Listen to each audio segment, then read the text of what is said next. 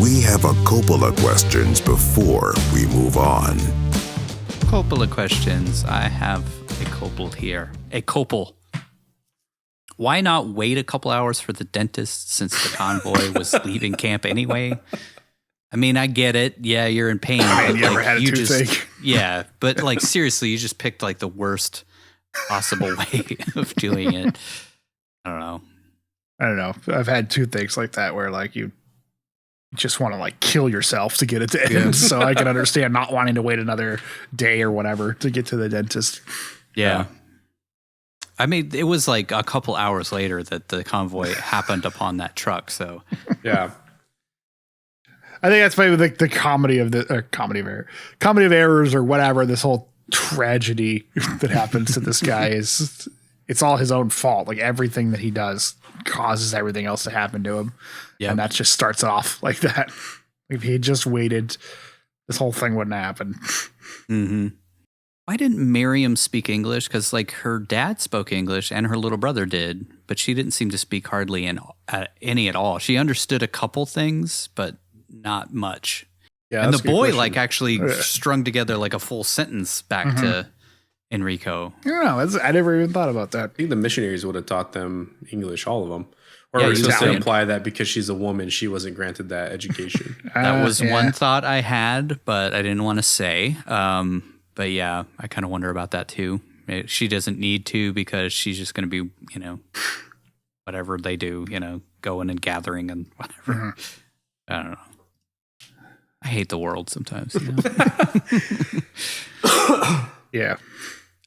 Yeah, so I guess, it's kind of ambiguous, but I do wonder like why she didn't know at least a little. You would think at least like Johannes and her little brother would have taught her some things, but like she doesn't seem to speak hardly any English. She kind of understands what he's saying in some parts, but she can't really speak back to him. So maybe there's that, like she can understand a little bit, but she can't speak it. Why does Miriam's brother seem to know Enrico? We sort of answered or asked that in the moment of like, did she tell her little brother about him when she went back to the village? Because she drops off the Bible at her cabin and she grabs some eggs and stuff and brings back to Enrico. Well, didn't Enrico talk to him after he got caught and like stopped the soldiers from arresting him or killing him or whatever? He did, but it was like he already knew Enrico at that point for some reason. Oh, I don't remember that point. Because he has the shorts that Enrico gave Miriam. So maybe she did tell him. Yeah. I don't know how. Maybe she described him well enough to her brother. It seems like maybe it'd be kind of hard for him to pick out this one random guy. But yeah. Oh, he definitely seems to recognize him when they happen upon the kid, when kid's running and they think it's a rebel or something. Mm-hmm. But, I feel like, because he's a kid, he probably was spying on them. Like when that whole thing was happening where she got shot in the stomach and all that, he was probably watching from a distance. I don't know. But anyways, he has Enrico's shorts. So that's why I think that she must have given them to him. And that's why she wanted him in the first place, was like, I'll give these to my little brother, who apparently runs around naked all the time. I don't know. As we saw, there's other kids that just run around naked too. So I don't know. Anyways, when did this kind of goes along with that? But when did Miriam take the Bible back to her cabin, and why didn't she bring Enrico back to the village with her? She left him, went back. She's got different clothes on when she comes back, and she's got that little thing with the eggs and like some bread and stuff. Yeah, I just figured that she took the Bible back when she went to go get that stuff like we talked about. And then, I don't know, maybe she doesn't want to bring him back there because she doesn't want to deal with the consequences of having to explain how they met, because I don't think it would be taken very appropriately. Even she's like, well, this is a pretty fucked up meet cute. Yeah. I just figured she didn't want to have to answer as to how they met. Yeah. Yeah. Or she was ashamed, potentially. Maybe, we sort of were dancing around this, but, maybe she did have feelings for him after what happened. I mean, she does seem to like him and wants to be around him, and probably thinks she just found her husband. Yeah, that's what I figured from it. And they'll just live forever in the woods. That's what she's thinking. Just live in that cave. That rock cave. How would the random waitress know how to stow Enrico on a ship? I asked that in the moment too. I feel like there's more backstory to that character that we don't get. Probably, yeah. I'm guessing it was fleshed out more in the novel. Probably. And it was either shot and cut or just completely left out, and we're just supposed to assume that there are people that run these underground smuggling operations. Yeah. Yeah. And maybe he knew about it. Maybe somebody had told him about it. Yeah. In his travels or at his camp or whatever throughout the time. I don't know. Word probably got around among the soldiers. I'm sure. This is one of my biggest questions. Like, how long was Enrico in that village with Johannes? Like, felt like a long weeks, time. Right? I feel like it was a couple of months. Yeah. Because the war fucking ended while he was out there in the village. Yeah. So, like, I don't know. We see a little bit of a time jump, like with his beard growing out and all that kind of stuff, and him getting over his sickness and all that. But then, like, I mean, between the time when he was supposed to be furloughed and when the war ends, that feels like a jump, man.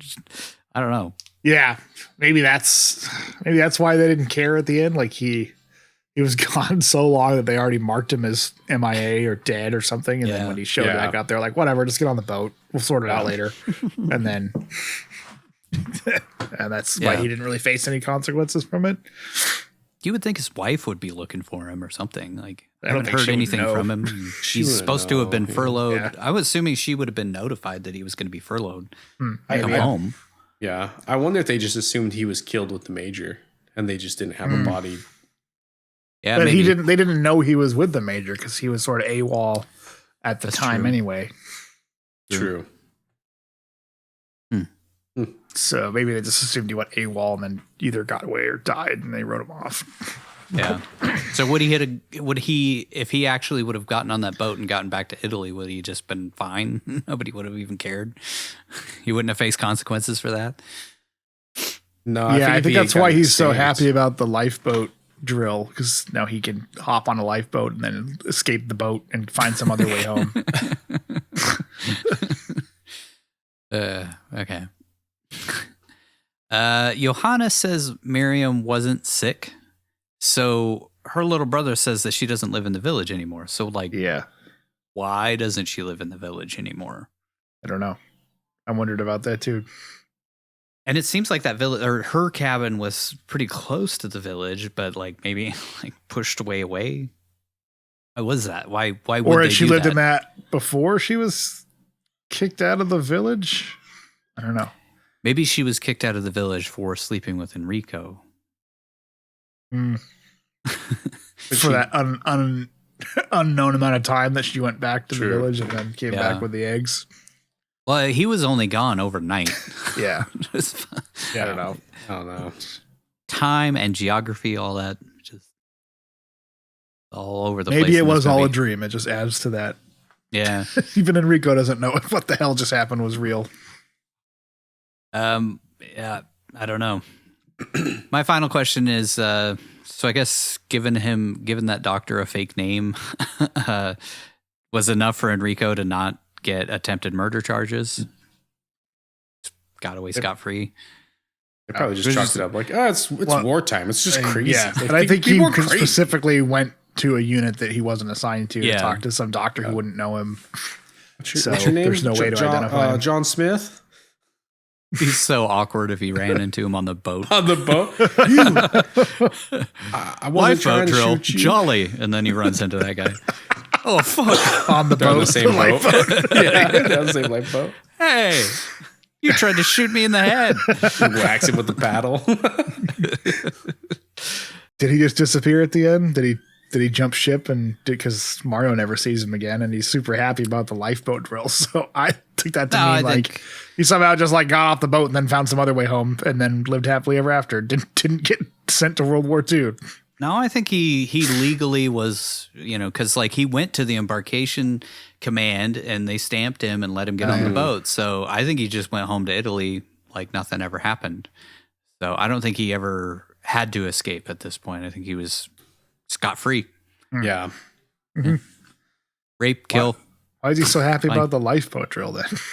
I think it's just, he's happy to be back into the fold and just happy that he can do some mundane drill rather than, be killed and die, be shot by a firing squad.